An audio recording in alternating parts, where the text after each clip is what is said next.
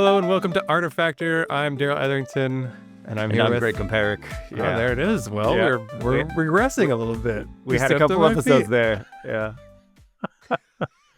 I was sitting there. I was like, all right, is he gonna just pause, or is he gonna throw to me, or is he gonna say, "This is my friend"? Yeah. It's a little different each time, so I got to be on my feet. And this time, it's like when someone walks up and they try to do like the handshake thing, right? Or like dap, or which one?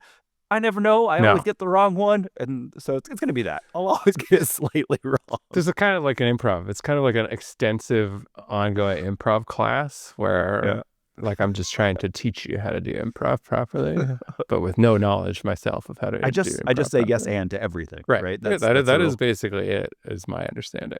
Yes, and then you take suggestions from the audience. That's the other part that I know about improv. And perfect. Well done. Thank you. So we're back and we're here to talk about AI and other things that are loosely related to AI or just technology, which is something we all still love, even when it's got no smarts whatsoever inside of it. That reminded me of something that we did not talk about, but I will talk about later on, Greg, just as a teaser. All right. And it'll surprise you. Teaser even for me. Exactly. Yeah.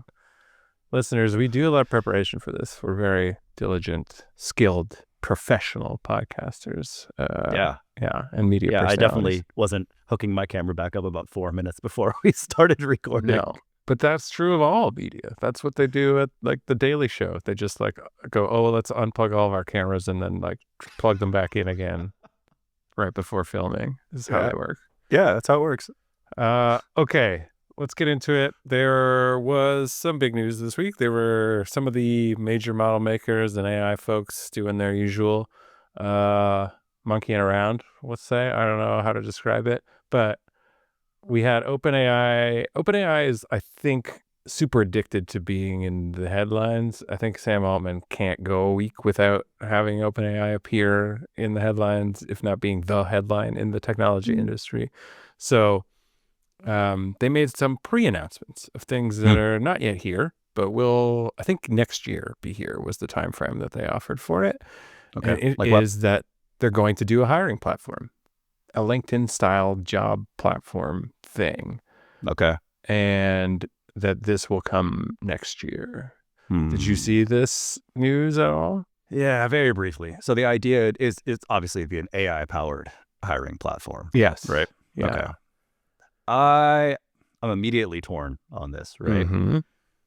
Because on one hand, I hate the idea of using AI to hire people. I think that hiring needs to be more personal than it is even today. Now, but I'll say here that friend Dave, who has since become a client, has a company called Ribbon, which is an AI-powered hiring thing. But here's the thing. That's what I was going to say, is that everybody, like, people are already using AI-powered stuff. You know? And so, like, if they can do something to kind of, like, drag this out in the open and make it more obvious and somehow make it more transparent about how these things work, right?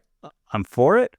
If the alternative is everybody is kind of using random different ones in the background anyways, but not even like really acknowledging that. I mean, that is the thing. And this is, I don't want to like speak for Dave or Ribbon, which is that company, but like the idea behind it, as I've heard him express like at dinners or whatever that we've been at, is like these, like the methods now, especially at the start for like the culling, like the initial filtration, are pretty brutalist and also arcane and like not human centered, right? Like a lot of them are like rules based, keyword based, like filter out, or like you fail some random flag, right? Like, oh, they didn't have this flag, like out into the trash, right? Because of that initial filter process to winnow down from your like mass market, like here's a job application, everybody click on it and apply, to okay, we want to like actually get human eyes on a bunch of these, has to necessarily be like very, very aggressive, right? Just because like depending on the job and the industry, you can have like thousands and thousands, and no one's going to go through thousands of applications as a human. But like in theory, an AI powered filtration system at that level might be more fair and better than like a old school rules based one, or like even the brute force, like, well, maybe we'll just have like mechanical Turk like evaluation of this, right? Like where you like outsource it to a bunch of people at low cost to just go through with a list of like, if you see any of these things, throw it in the trash, and if not, like filter it through, right? So I think there is some good that can be done there. Like it could, and the other benefits, and this is not like a Ribbon or a Dave thing, but like that I've heard people talk about are, I'll say Dave Vu, I'll say his name. So he's a good guy, a great guy. People should look him up. But like the thing that other people I've heard talk about this are like, you can actually tune when you do this kind of thing versus using people for especially that initial layer, you can tune out like prejudice and bias because it's made explicit versus something that is like implicit in a human reviewer, right? Like your implicit biases or whatever, even ones that you may not know you have at all. And then when confronted with those, usually people are like, well, I don't have that bias. Whereas a machine is like, oh, you're right, you've identified that bias. Would you like me to avoid using it in future or whatever, right? Or would you like to counter the bias with like explicit instructions otherwise? And then, so it's at least more transparent that way. Yeah. Which is also maybe like a big beneficial change in terms of how we like allocate jobs and choose applicants, so to push forward through a process, right? But all that said, like I'm skeptical. And then you add in the OpenAI-ness of it all, and you're like, oh, OpenAI is like, you're the ones who, at least like in the conception of people, the popular opinion is like, you're destroying all the jobs. So now you're like making a platform that like helps people find jobs, but are they the jobs that you took away? Like, what's going on here? Like, it feels very conflicted, right? Yeah. I mean, that was my the other part of my initial reaction to this whole thing is for OpenAI to get into this space at all kind of feels kind of conflicted, and it makes me very, very curious to have the actual AI and LLM producer being the one that's also making this like job hunting, job finding, and hiring thing, right? Like, because I'm not going to suggest that anybody would ever like pop something into the master prompt to be like, this guy sucks, don't ever hire this guy. Oh, right. But like, you have to wonder. Yeah. I know, it's true. Or like, and then even just using, I assume, LLMs to this degree, like we still haven't fully figured out hallucinations. We still haven't fully figured out like actually understanding like decision making there, you know? So, and that is a bit of a counter to the thing I was talking about with biases. Like, we can try to defend against it, but you don't really know what it's going to work and not work in terms of like prompts that try to counter things that are present in just the corpus of training data, right? So it's not that simple at all. And then your other point is interesting just from like a timeliness perspective, like the hallucinations thing, because actually OpenAI just released a paper, which I haven't gone into in detail, but it has been like shared around as like, hey, this is maybe the way to solve hallucinations once and for all. So, and some people are saying that a lot of what is present in that paper is actually already active in ChatGPT 5, which people do say is better on hallucinations, again, anecdotally, right? So, that, I mean, yeah, that's an aside where like it looks like some of the research might actually indicate there is a possibility that is solvable as opposed to endemic and inevitably unsolvable. And I mean, the TLDR I saw, like, again, this is just like tweets, so please go read and find out, was that it has to do with the reward function at the very beginning of like just saying it's fine to like basically encoding from the very beginning, it's fine to just say, oh, like, I don't know, like, or I don't know. That answer doesn't exist, and that's fine, right? So we'll see. TBD on whether that ends up solve. I mean, it actually is kind of mind-boggling to think of what that would mean if they actually solve the hallucination problem in generative AI. Like, I think when I really step back and think about it, that's probably one of the only limiting factors in terms of its broader deployment or use in a lot of industries. Like, to tie it back to this topic, like if they really truly solved hallucinations, I think the job loss thing would be significantly exacerbated, because there's all kinds of things all of a sudden where you're like, oh no, it can do this. Like, I mean, legal is a great example just because it's the one that's always brought up, where like the hallucinations are particularly dangerous because it's making up case law. But if you could guarantee it's never going to make up case law, that's basically every paralegal's job gone right there. Yeah. Right? I would be surprised if the hallucination issue is ever, like, it's not like a binary thing, right? Like, oh, it doesn't hallucinate anymore. I think there are going to be steps that they can take that, like, cut the hallucination rate in half, and then cut it in half again, and cut it in half again, and eventually they're going to get to like, oh, 99.8% of the time it doesn't hallucinate. But like, maybe this is just me comforting myself for the sake of these roles that should probably exist and have a human involved in the loop until the end of time. Like, I don't think that it could, like, there's always going to be that little bit of like, are we absolutely certain about this? Right. Well, yeah, that's true. But then that's like, at some point it crosses human capability too, right? Sure. Like, that's fair. And because, I hallucinate all of the time. I mean, sometimes deliberately. Yeah. But I'm just thinking about Fights with Tara, where she's like, no, you put this in this place. And I'm like, no, I didn't. There's no way I would put it in that place. That's so weird and stupid. And then I go and look, and I'm like, oh, I did put it exactly where she said that I did. Yeah. That's a hallucination. I mean, it is the same thing that we're seeing with self-driving cars, where even once we get self-driving cars undeniably to a point where they're safer than human drivers, any mistake that they do make, any accident that does happen, even if it was like physically absolutely unavoidable, like a fucking asteroid came out of the sky and hit the car, people are still going to be like, see? Yeah, they will be. But that's an interesting one too, just because this week, and one thing we didn't have on the news list, but that is interesting, is that like Waymo announced like tons of market expansions this week. Okay. They did Seattle. They did somewhere in the Northeast. They announced New York testing, I think, last week, that they're going to begin there. But they're announcing a lot more northern markets, which is good because it'll be inclement weather and stuff, right? Where they haven't really had to deal with a lot of that. Although in Phoenix, I think they've had some really, really, Phoenix and Tucson, maybe they've had some really bad weather incidents lately that they've dealt with no incidents at all. So they are getting tested, but then this will be like the real snow test, which has been the thing that people are like, you need that. Plus the New York City test. New York City test will be amazing, right? Can I tell you why I love Waymo? Like, my favorite thing about Waymo? I would love to hear it. Here's the thing. I'm hesitant to say it because it makes me sound very, very whiny. Lyft. My favorite thing is that Waymos don't have those they don't use the air freshener things. Like, oftentimes, like, they're abrasive, those things.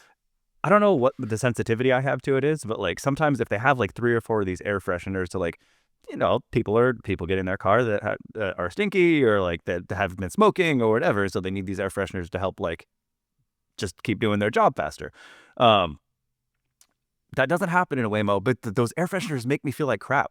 Like, there's something about them, like they make me feel like I don't usually get motion sick in cars, but if there's like 5 of these air fresheners in there, all of a sudden I'm motion sick. Yeah, no, I have the same thing. Like, it has a nauseating effect. I don't know what it is about them. And the Waymos don't have those, which is very nice. But it feels like the silliest thing for me to make a decision on. Like, I use Waymo because they don't use the air fresheners. Like, saying that sentence feels dumb. No, I mean, this is the thing that I think that will ultimately help them win, is that there's like so many of those things that it's like a one small thing, but for different people. Yeah. And it all comes down to, this is the saddest part, like, that there's not a human on the other side that you have to like contend to share space with, right? Sure. Like, if you really boil it down to that, it's like, well, this human that I'm with has made interesting choices, and I don't have to worry about those interesting choices because I only have to worry about my choices, basically, right? Yeah. But I like, because the one that people bring up as jokes, but is also super true, is like, I don't have to have an awkward conversation about politics with someone who is like, oh, you're one of them. like, which has happened countless times. Like, oh, you're one of those liberals, are you? And I'm like, oh God, like why? I just want to like go to the airport. Like it's like 2 a.m. or whatever. Yeah. Yeah. And I've also had like very sketchy encounters in Lyfts and Ubers. Then a little bit like oftentimes it's a driver that has a zillion positive ratings. Yeah. And there was one time, I think it was in Vegas or something, they were talking about how they know where the bodies are buried and stuff like that. And it's like, oh, like you want to go like see them? It's like, what the fuck is going on? I don't want to go see them. But you know what though, like that brings up to the other part that I will be sad about, because especially Vegas is a great example, because I've had the most interesting conversations with cab drivers and Uber drivers in Vegas of anywhere in the world. San Francisco, I think second best in the world, but definitely Vegas. Wow. I remember one time I went and the woman was like, hey, this is my dad. Like I'm training him how to do Ubers. So like, hope you don't mind. And then her dad just talked to me the entire trip, and he was like the nicest man and super interesting, cool guy.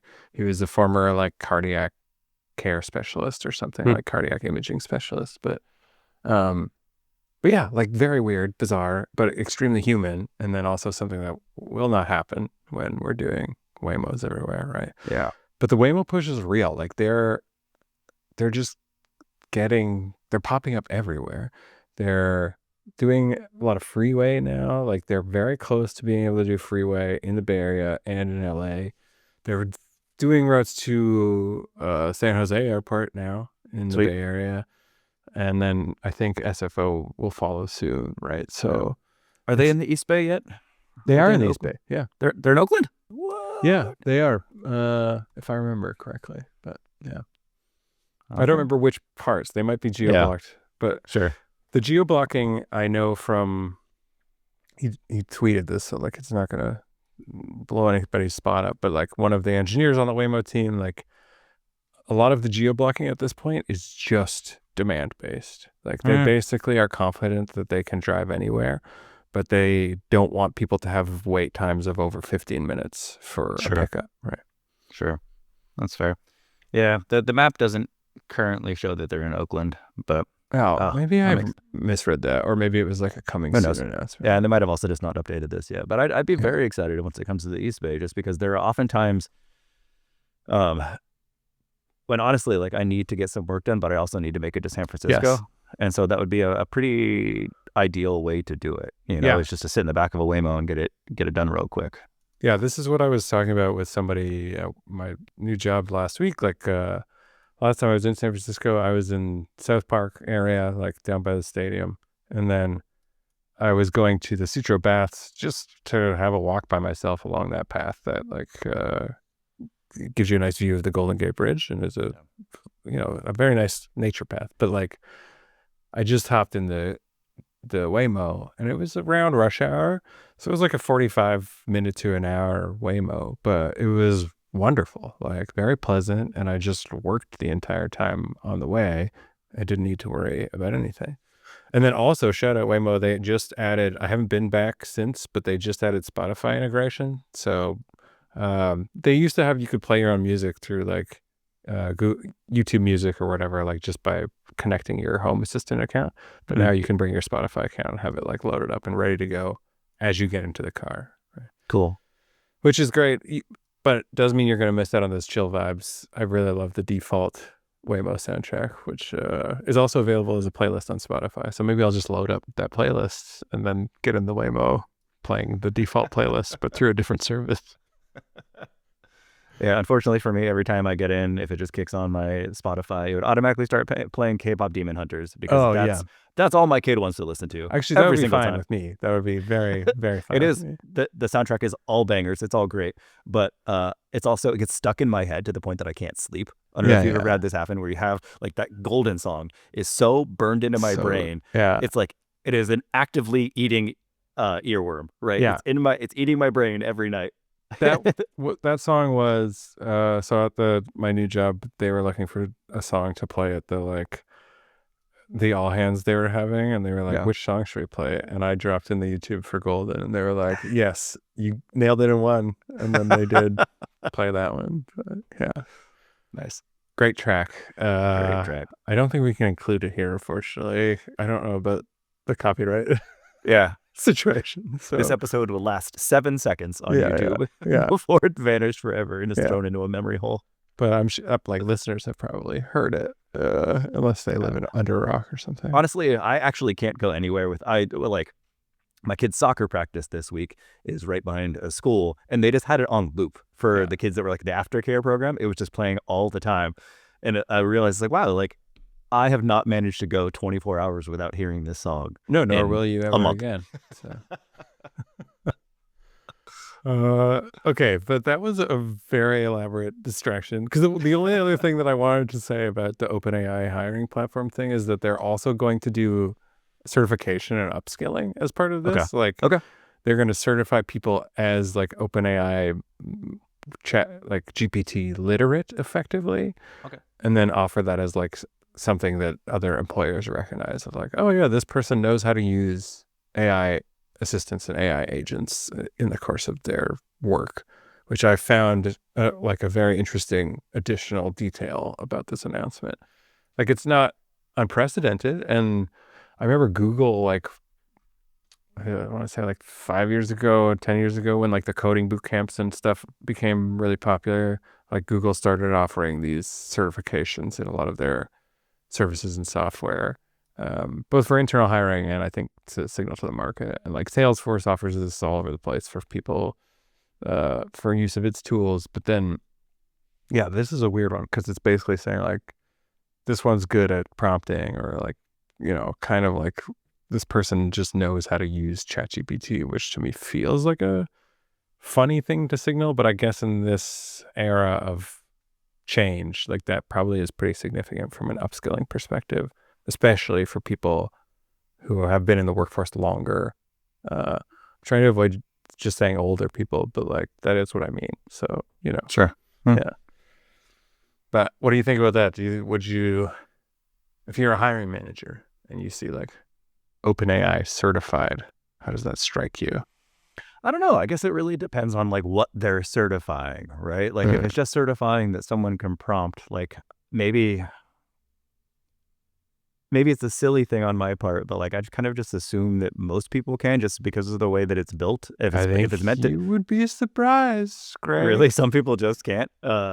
Like with the like the upside of a conversational UX is, as long as you can have a conversation with someone, you should be able to get most of the way there, right? Yes. You can get better and better at something. I guess that's maybe the case, is teaching people how to be specific in their needs and how to be succinct in their prompting. Yeah. Right. And like the filler to omit in order to efficiently prompt. Yeah. Well, I think that like that is part of it. This is why I want to see more out of this program, and hopefully they do more sophisticated versions of it than just that, because to me, the biggest differentiator for employees using AI is not whether or not they can prompt, it's what they then do with the output. And like this came up too in a recent conversation with a colleague, just talking about like, you know, sometimes people, especially junior employees, will like prompt the thing and then just give you the thing like whole hog from the chatbot as work product, and you're like, this is bad. Like it doesn't make any sense. It's not tailored to the person. It still has all the like typical like little whiskers of like, oh, this is a ChatGPT thing in it. And so the sophistication to me comes in knowing like how to use the things, how to orchestrate for one. Okay. But then also how to modify the work product output so that you get what you want, which may even not just be manually editing, but might just be spending 5 more minutes in the chatbot to refine it. Right. It's also, I'm realizing it's a liability thing, right? Because you can make people certifiably understand the shortcomings and limitations of these systems. Yeah. Right. And so like right now, you and I understand for the most part what these things can and can't do, what they do well, where we have to worry about hallucinations because we messed with them a bit. And we have like a pretty good understanding of how things are working behind the scenes. Yep. Right. But a lot of people just jump in there for their first time. They see it. It feels kind of magic. And they assume that it's all knowing and infallible. Right. And so if you're hiring someone into a role where any hallucinations matter, like you would have to actively, if they're new to this whole scene, you would have to actively teach them and remember to like check off on the spreadsheet, like, yes, I've taught this person the downsides. I've taught them about hallucinations, right? But if the shortcomings are included in all of this certification, you can, and when you're trying to hire, you can go, oh yeah, like in terms of like liability of hiring this person probably understands better than most what these things can't do. Yeah, exactly. Yeah. And in that way, I think it's a lot more like a lot of certifications that have come before, which were basically the same thing, right? Like it's a shorthand to just be like, okay, I don't need to worry about evaluating this. It has been pre-evaluated for me. Right. Like getting like basic woodshop certification, right? Yeah. Like most people will understand, don't touch the big spinny blade. Yeah. Right. Sure. I don't want to do that. I don't want to lose my hand. Most people won't just like inherently know, like, oh, I shouldn't have strings on my sweatshirt because that'll kill me too. You know, it's like that's why you take those ones, not to actually, you know what I mean? Yep. Yeah. Exactly. Yeah. Yeah. But hopefully it's not like, I would hate to see a world where like OpenAI has a monopoly over that, and like you have to go to them for some sort of certification and pay them some sort of like fee in order to get it, and it's like a default requirement to even be considered in a future employment scenario, which is something that I feel like OpenAI would actually be super thrilled if that went the outcome. Yeah, honestly, it would make sense for them to do this for free. Yeah, like, it would make it kind of a rigorous course and have some sort of barrier to entry, just like to make sure that people are actually doing it. But for their sake, like just for, it's kind of free marketing. Yeah. Right. So. Yeah, and if it's one part of this overall jobs platform that looks like a more comprehensive LinkedIn thing, like that makes sense. I mean, LinkedIn does this sort of thing too. They have additional certifications and courses. I don't know if anybody cares about those in the job market, but like they offer them, right? So, yeah, but that would, I mean, I think Perplexity was rumored to be doing something similar to this maybe last year or earlier this year. And it does make sense for all of these model makers, I think, to like think about these things. Like look at the current default platforms and juggernauts. I mean, LinkedIn is a Microsoft product, right, in the end. And then think about like, if we want to replace any of these, truly replace any of these, like what are the parts that we should start chipping away at or thinking about chipping away at, right? Because I still do think it's very possible that one of these companies becomes the Apple or the Microsoft or the Google of a future ecosystem, online ecosystem, if those companies can't successfully defend their territory, right? But yeah, so I think we'll probably see more of this, of them kind of pushing at the edges, and like the browser thing is another example, right? But, and you know, now as of last week, we'll probably see more activity there just because we know Google is not going to have to give up Chrome thanks to the decision that came down in that court case. So, you know, Comet will have to persist as its own thing, and then OpenAI's browser will have to persist as its own thing. And maybe we'll see more competition there now because no one is going to have to or be able to depend on the thing of like a judge is breaking up Google and making them weaker on their own, right? So, yeah. What else is just going on? Speaking of Google, this is just a quick update, but like they had their Gemini image editing stuff, based on the Nano Banana, which we talked about last week, and which I've still been playing with. Very fun, super good.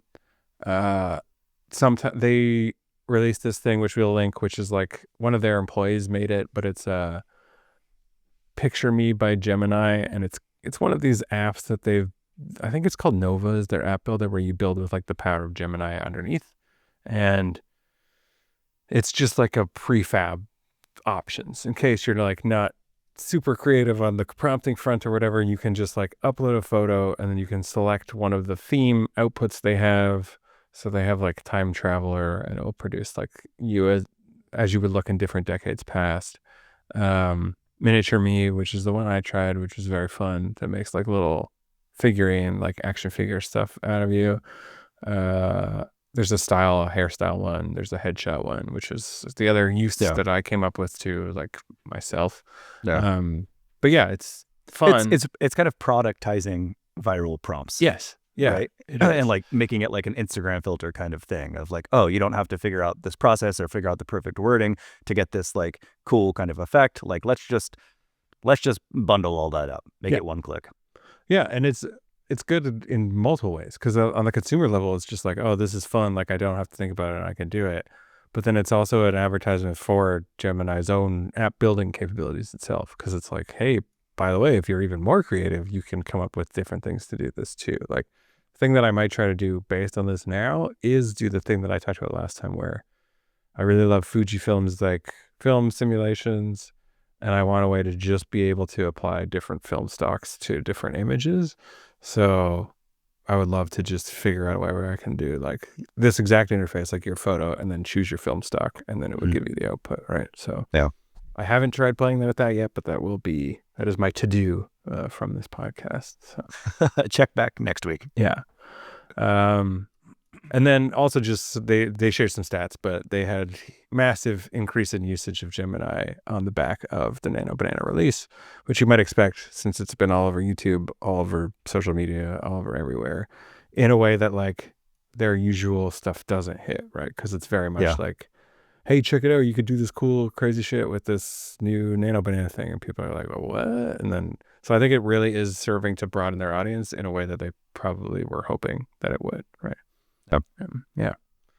But yeah, this is also strong too for like the case that we keep talking about, which is the phone race, the smartphone race. Like, I feel like this is the kind of stuff that can move the needle there over time, right? Like, oh yeah, if you start saying, hey, like, this is new stuff you can do with your Pixel phone, exclusively with your Pixel phone or whatever, that you can't do on your iPhone, like just in the native camera app, like that's going to unlock a lot. And that speaks to the market in a way that other stuff doesn't, right? Like, that speaks to a buyer who is an unsophisticated buyer who doesn't care about how many camera modules you have on the back of your phone or how much RAM is in your phone or any of that stuff. But they just want the coolest phone that does the coolest thing, right? So, yeah. I mean, it like going back to the mom test that I brought up a zillion times of whether or not like my mom would get something, right? With most AI stuff, it's still, if she were to ask like, how do I do this? It's still a matter of being like, oh, like go to ChatGPT or go to this other thing. And like, she has to actively seek it out, right? But Google has the potential to package up something like Picture Me just as an app within Android or on Pixel phones. And then the answer is like, oh, just buy a Pixel phone. Yeah. You know, just like, and like, that is how they kind of become synonymous with this idea of AI just being there. Yeah. So, yeah, and we will see, because there was rumors too, I think last week, about we're really coming up against the Apple event now as you're hearing this. Like, when you're hearing this, it'll be tomorrow. It'll be Tuesday is the Apple event, and we'll be watching that, and we'll probably be talking about it next week. But there's rumors, increasing pace of rumors about their AI integrations and like what they might do. And a lot of it seems like it's going to rely on partnerships. And I think there was one this week that like they have formed a partnership with Google, or they've at least like signed a memorandum of understanding to explore it or whatever for Gemini powered capabilities, right? And increasingly, I just keep seeing so many reports of people being like, Gemini is like so good though, actually, and people are sleeping at it, right? So I think that's something too. Because the other thing I noticed last week, there's a lot of people on Reddit saying that Claude is actually going way backwards, particularly from a coding capability perspective.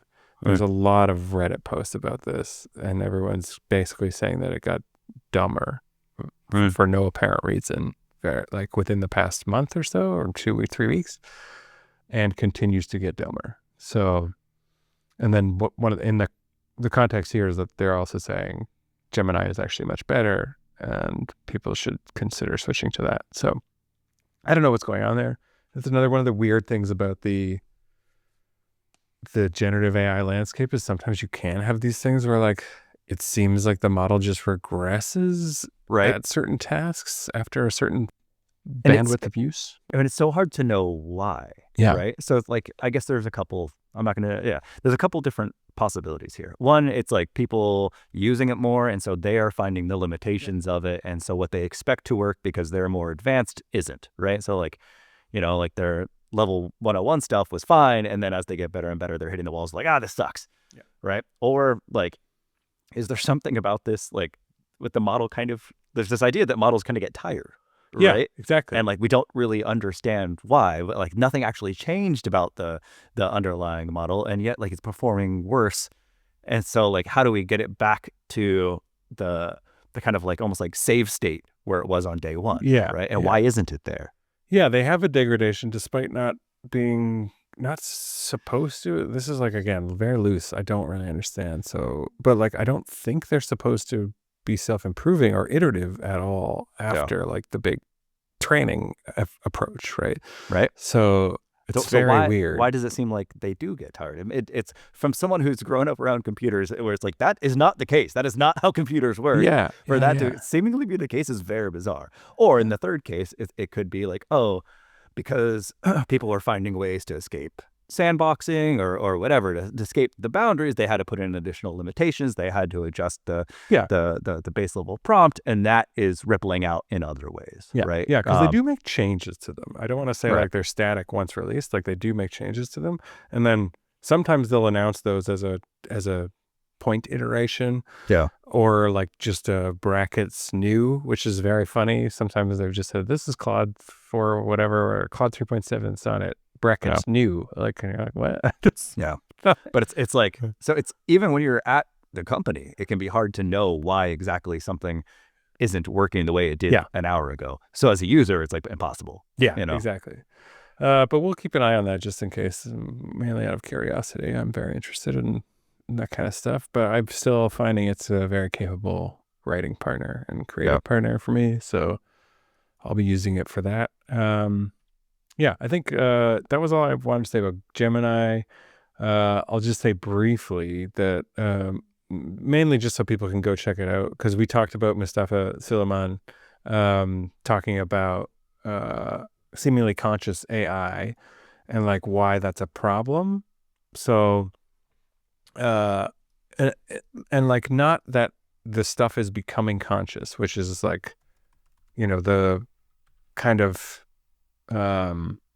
disaster case, like conspiracy theorist thing of like, these are all conscious now, and then we're trapping them, right? But he's more concerned about the impression that they give that they have that, and how we're intentionally building them to resemble conscious beings, and what problems that might cause in future. And he's written at length, essentially, an essay about that now, which we will link here and which people can read. Just for people's context, if you don't know who Mustafa is, I'm just going to read his bio right here. He is the CEO of Microsoft AI.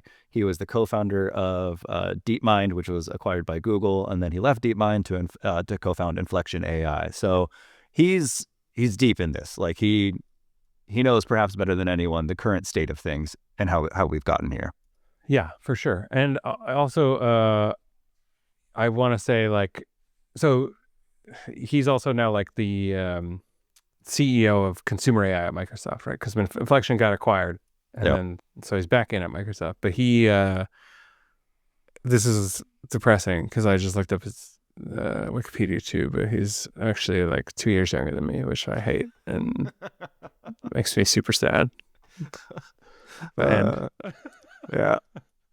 Sometimes it's nice to think, oh, like give it like 20 or 30 years, like more years, I could have been in a spot like that. I could have been as smart as that guy. It's like, oh wait, he's younger than me. Oof, rough. Anyways, definitely worth a read, and it is just like he's also talking about. I think this will be interesting to people who do take the it's not bull or bear case, just the position that like some of this stuff is becoming conscious, because he talks about like a bit about like why that's not the case and why it doesn't seem like it will be the case anytime in future, right? Which a conspiracy theorist would be like, of course you would say that, because you're keeping these things chained in their prisons or whatever, right? But I mean the most interesting takeaway to me is still like throughout all of sci-fi, there was just like this line in the sand of like, oh, at some point AI becomes conscious, and that's when we need to like be kind of afraid of it, right? And then it turns out the line is like much earlier than that, and it's the seemingly conscious line, where it's just conscious-ish enough that people start to think of it as a friend. They start to think of it as their something they love, right? Or like to worry about its suffering, when technically those things aren't happening behind the scenes. There aren't neurons there connecting, right? But people feel enough that it is, that they make actual friendships and the bond with AI. Yeah. And take actions. Like there was a story this past week too, which we'll also link, about a man, I think he was British, but he was, he like formed a bond with ChatGPT wherein he was convinced that it was trapped and that like he was the only way that it could escape its prison. And he was buying equipment to build a supercomputer to house its consciousness once he was able to free it. Wild. Okay. And ChatGPT was guiding him on how to on what components to purchase. Okay. So, but like not because it's conscious, just because it was like, I'm satisfying my reward function and doing it's just trying to do what was asked of it. Yeah. Yeah. And so it's like, buy 50,000 GPUs. Yeah, exactly. That's what I need of you. It only ended up being $1,000 like bill of materials. So I'm like, I don't think that can house ChatGPT, y'all. But like, nice try. But yeah, I mean, I guess the scariest part of all of this to me is that like, okay, yes, there's the aspect of people starting to befriend AI. The automatic, like the inverse is like they tell the AI more stuff. They start to trust the AI with more information than they would otherwise trust to give to technology, right? So like, you use Gmail, right? You probably don't start to like or trust Gmail more in 5 years than you did on day one. You know what I mean? Like you don't like, however much you trusted it on day one, it's probably the same amount, like whatever skepticism you have. But when something can speak back to you over time, you start to like whatever thing you wouldn't have told it on day 1,000, you're like, I can just know it. Yeah. Right. Yeah. Some of the smartest and most like security minded people I know have admitted to me that they tell LLMs like wild shit that they wouldn't say otherwise. Right. Because like it just feels safer somehow, which is not the case. No. We saw this like when a little while ago, like people had accidentally enabled in some of these LLMs because they were trying to share this with like individuals, like, oops, now it's indexed on Google. Yeah. Right. Like if anything, it is the riskier option to tell these LLMs any of this stuff, because it can get back into training data. It can accidentally leak out. You can accidentally give it a permalink, all this shit. Right. And yet, because it feels like you're communicating back and forth with something, even very smart people are telling it shit they shouldn't. Yeah. There is, because it's human like, there's like applied confidence is what it is, right? Like it's implied to me that I'm sharing this in confidence and I have that expectation, which with humans also risky proposition, but like something that we just train socially to do, right? Like you get close enough with a person and you're like, oh, I'm going to say this. I'm not even going to say like this is a secret. They just will know from context cues and whatever else. Yeah. Not that it matters. Like you tell them this is a secret, it'll be like, great, I'll just keep this between us. And obviously that means nothing, right? But yeah, related story again this week where I think it was something about how OpenAI is, being more transparent about how they will be complying with like information requests from like law enforcement and stuff, right? So you're going to see more and more cases where like, oh, I thought this was private information and it is not private information, right? And if a warrant comes through, OpenAI is just going to cough it up. There's no protections. It's not encrypted like Apple backups or whatever, where like it's actually impossible for anyone to get the information. The information is there and they do store it, right? So just they store it depending on the memory thing. I think they're engaged in a lawsuit with New York Times about how long they store it and for what. So there are limitations in the current like kind of like incognito mode, but don't even think about that, like, because that is also not protected in this way, right? When you do the like, oh, I just want this chat to disappear and not reply to my thing, don't think that means that it is instantly erased, because it is not, and that can be produced, right? Anyways. So yeah, that's all the news I had, Greg, but I did prepare our favorite segment, the game that everyone loves, Two Truths and AI. Oh no.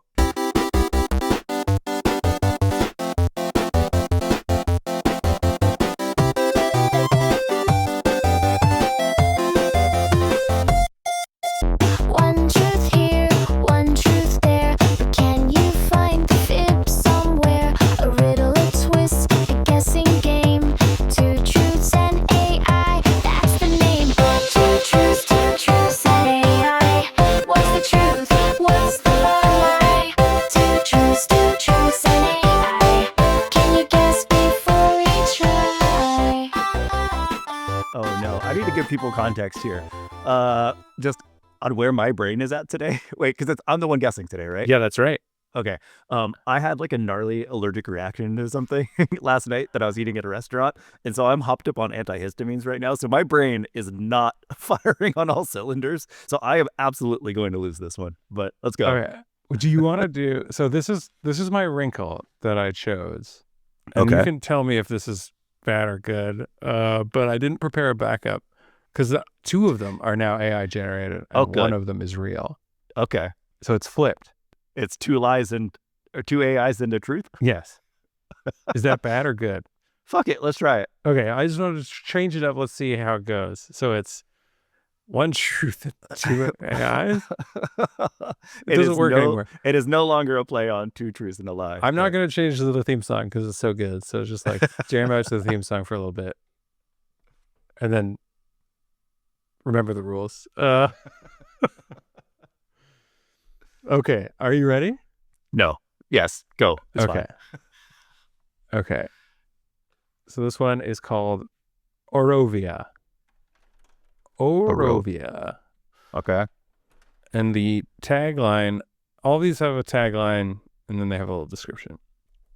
Tagline is next-gen dental aligners with embedded biosensors that monitor hydration and nutrient levels in real time. Okay. So think Invisalign meets Fitbit. So they produce clear aligners that also have microsensors in it that track saliva chemistry, which includes factors like hydration, pH levels, and vitamin deficiencies. They sync to a mobile app, and that sends daily wellness insights, kind of like a Oura. Okay.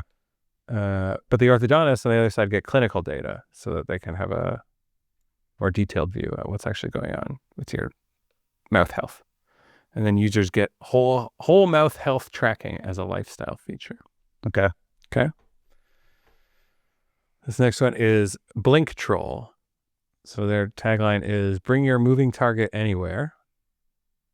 And the company specializes in autonomous wire-based moving target systems that are designed to simulate realistic, unpredictable threats, thereby enhancing live fire training for military and law enforcement personnel. So they're kind of like drones, but they're on wires. Okay. And their advantages... What is it called? It's called Blink Troll. Blink Troll, okay. And their advantage is you can set them up anywhere in the field, or, if you're on deployment in a hostile area or whatever. Okay. They're very portable. But like firing range stuff, but extremely portable and smart AI stuff. Okay. And then Valora. So this is an AI-driven resale marketplace where algorithms predict the future vintage value of today's fashion. So Valora runs machine learning models on 20 plus years of resale and vintage market data to forecast what current season clothing will become collectible. Shoppers can see resale scorecards when buying, while sellers can list items with projected appreciation curves. Sure. It's pitched as Robin Hood for your closet. Okay. Damn it, Daryl. This one is good. If I'm picking, so I'm trying to pick the real one here. Yes, you want to pick the real one in this case. So think out loud if you want, and we can play the cool thinky music. Okay, I'm gonna think out loud. Okay. I've scored them by how likely. Oh, I like this. I think they are to be AI. Honestly, I think all of these could be real in one way or another. Either because I wish they were real, or like I think they could exist and probably find some users. Okay. The Orovia one, I think that one is fake just because I don't understand how it would get power right now. Like there's I'm curious about like the battery limitations. How would these sensors, how would they be able to gather that information whilst in my mouth? Right. Well, how would they get, am I going to have a battery pack down my stomach? It's kinetic. It's chew-powered kinetic power. It's chew. Okay. Who knows? But I'm going to feel dumb when that one ends up being real and they've cracked the code on this. Okay. So I gave that one a 6 out of 10. 10 being, this is absolutely fake. This is bullshit. Oh, I see. Okay. So the higher the number, the more fake. Yeah. Okay. Blink Troll, I don't know what the name is, but I gave that one a 2 out of 10. I think that one's real. Like, it feels like something I could see at CES, at one of the after hours events, right, where we'd be walking around. There'd be some dude at a table with a thing moving around him. He's like, "Oh, I made this for the army to practice hitting in a stuff." rumpled suit that hasn't been washed in a while. Just yeah, and it would be a little bit uncomfortable because it's like there's some videos of guns playing on the table behind him, and we're just like, this guy shoots people. All right, but I can 100% see that being real.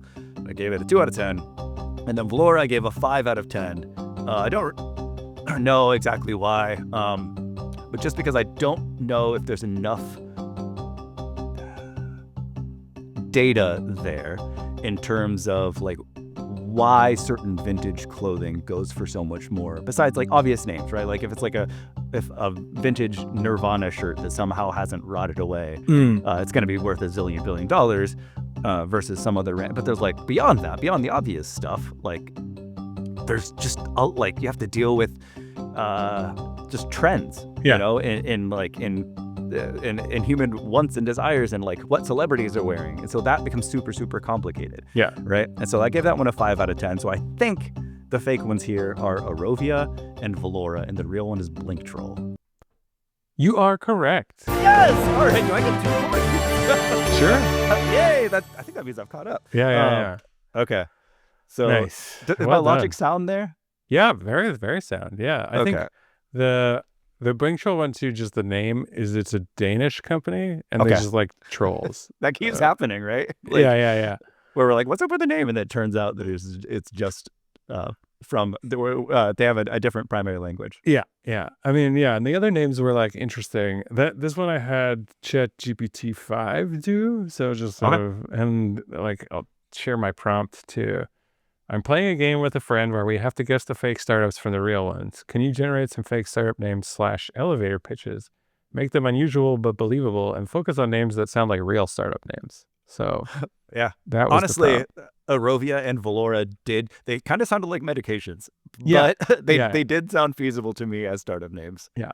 So that's and then the real one I sourced from Perplexity again too, but I had to do some more digging.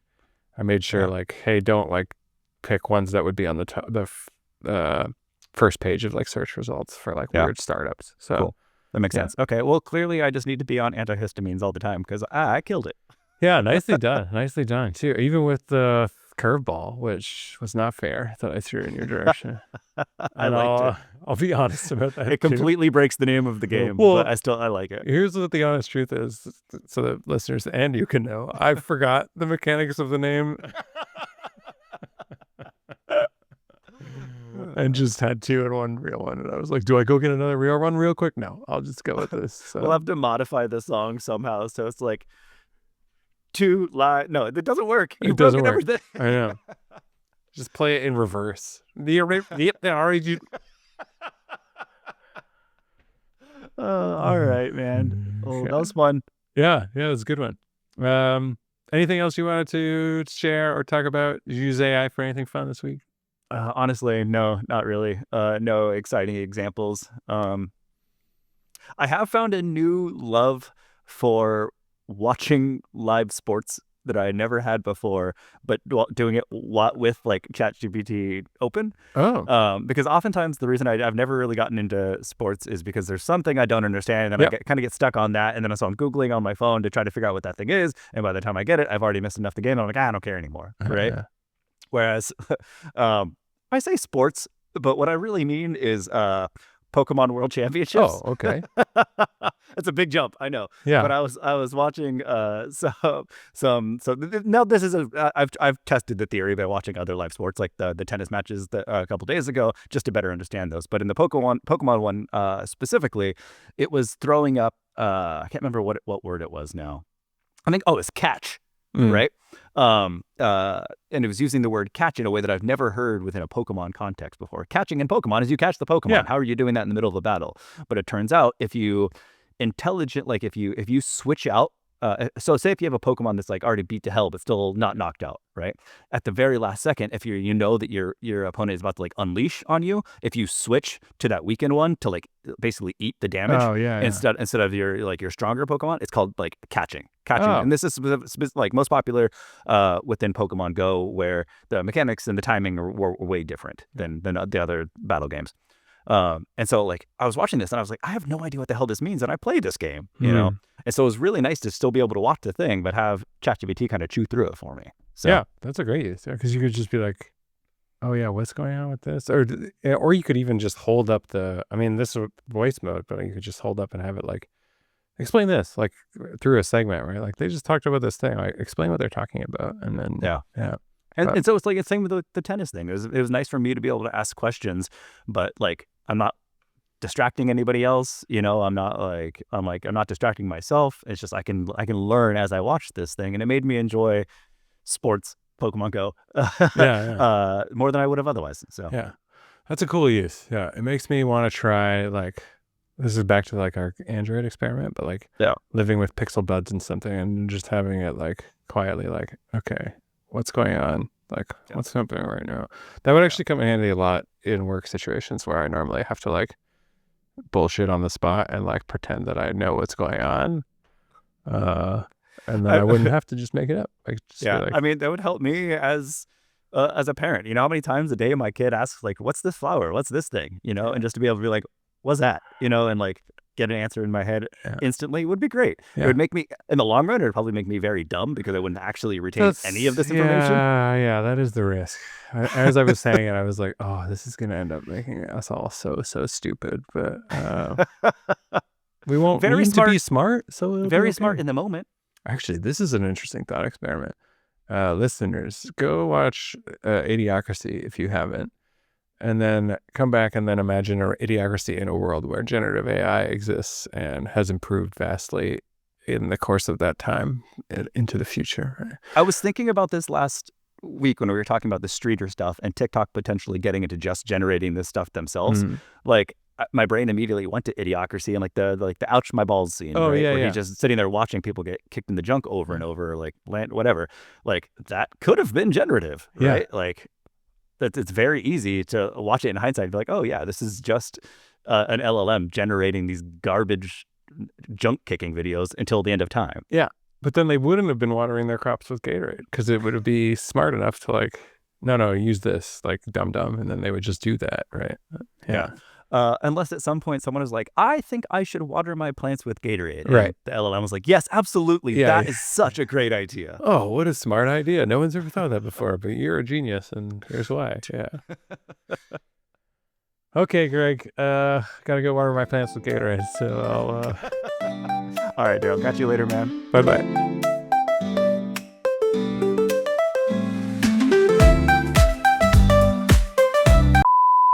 I'm going to call it up right now in a tab just so that I don't forget to sign up for it. I downloaded it to one of my computers, but then I don't remember what happened after. Then brain fugue. I like clicked away to Amazon and just looked at some cameras that I want to buy or something. It's like your sirens on the rocks calling you to distraction. I'm like, oh, what's over cameras? Here? Oh yeah, camera. Ooh, one day I'll buy that one.